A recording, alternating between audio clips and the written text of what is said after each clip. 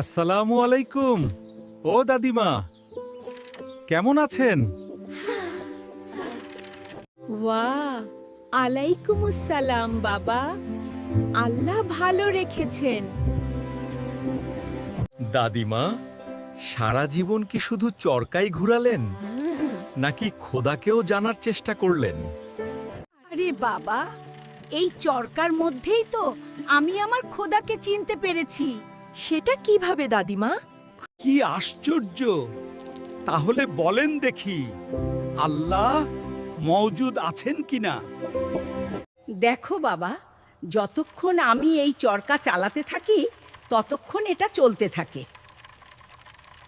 এবং যখন আমি এটাকে ছেড়ে দিই তখন এটা থেমে যায়। আমার ছোট চরকায় যদি চালক লাগে, তবে আসমান, জমিন, চাঁদ, সূর্যের মতো বিশাল চরকাগুলোর চালক লাগবে না। আমি আসমান জমিনকে কখনো থেমে থাকতে দেখিনি। তার মানে এগুলোর চালক সব সময় মওজুদ আছেন।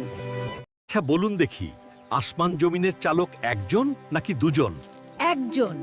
এর প্রমাণও আমার এই চরকা।